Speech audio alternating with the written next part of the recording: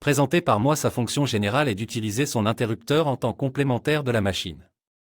C'est l'arrière de celui-ci.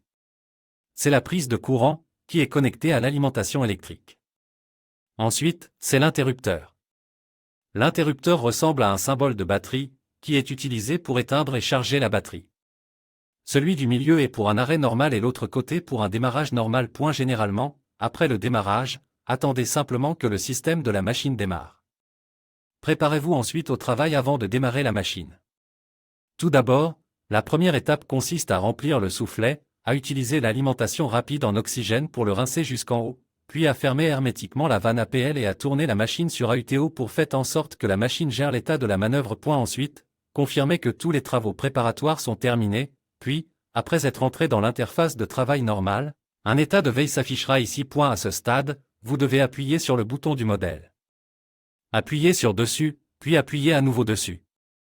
Il entrera dans un état contrôlé par la machine. Si vous souhaitez passer du contrôle de la machine au manuel, appuyez tout d'abord sur le bouton du modèle, puis il y aura un logo manuel sur l'écran d'affichage, puis deuxièmement, le circuit ci-dessus. La commande de la machine doit être tournée sur manuel, puis le bas de la boucle ici. Ensuite, si vous voulez passer au contrôle de la machine, tout d'abord, il y a un dispositif motorisé AUTO sur le circuit, puis appuyez sur le bouton du modèle, puis il passera au contrôle de la machine, qui est le même que le contrôle de la machine.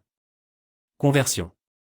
Ensuite, si vous souhaitez modifier certains paramètres, c'est-à-dire qu'appuyez sur le deuxième bouton et le bouton de réglage. La touche de réglage définit certains paramètres de mode. Par exemple, si vous souhaitez changer de mode, appuyez sur le bouton navette, appuyez d'abord sur le bouton navette, puis sélectionnez les paramètres de ce mode ici, puis faites-le pivoter pour ajuster ce dont vous avez besoin.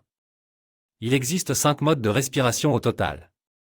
Après avoir sélectionné le mode respiratoire, entrez dans le mode pour régler d'autres paramètres spécifiques, tels que le réglage de son volume courant, sa fréquence, son rapport inspiratoire-expiratoire, la limite de pression des voies respiratoires, la pression positive de fin d'expiration, la plateforme inspiratoire, le soupir, puis après ces paramètres sont ajustés, appuyez sur le bouton OK et confirmez à nouveau après la modification de vos paramètres, le tube trident du circuit respiratoire est connecté au masque du patient, puis connecté au patient, ou connecté à la balle pour déboguer la machine.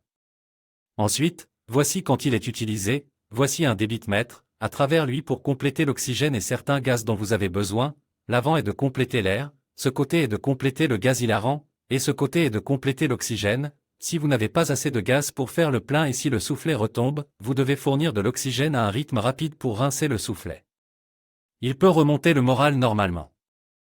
Ensuite, il y a 3 compteurs de source d'air de notre côté, c'est le compteur de source d'air, c'est le compteur de source de gaz hilarant, et c'est le compteur de source de gaz oxygène. La pression normale de la source d'air de travail de la machine est comprise entre 0,32 MPa et 0,6 MPa. En attendant, la machine peut fonctionner normalement. Ensuite, revenez à l'interface et définissez certains paramètres avec le bouton de réglage ici. C'est pour régler les paramètres. Si vous voulez modifier les paramètres d'alarme, appuyez simplement directement pour désélectionner, et appuyez directement sur la page suivante, et vous entrerez dans un paramétrage de l'alarme.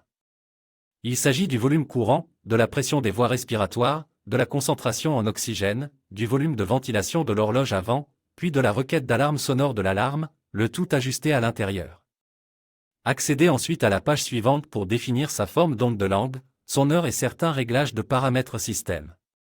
Après le réglage, appuyez sur OK pour sortir directement, ce sont toutes ces méthodes de réglage, puis les 2 touches suivantes. Pour nous, c'est une touche d'anneau pulmonaire, qui sert à régler, c'est-à-dire à voir l'état de l'anneau pulmonaire du patient. Ensuite, le dernier est le bouton de sourdine, qui est utilisé pour couper le son de l'alarme. Ensuite, l'évaporateur est utilisé. Le réservoir d'évaporation est utilisé pour contenir les anesthésiques. La bonne façon de l'utiliser est de maintenir la boussole enfoncée et d'appuyer dessus jusqu'au bout, puis de tourner dans le sens antihoraire pour ajuster la concentration d'anesthésique. Ce qui précède est un pourcentage, et la concentration d'anesthésique est de 0 à 5%.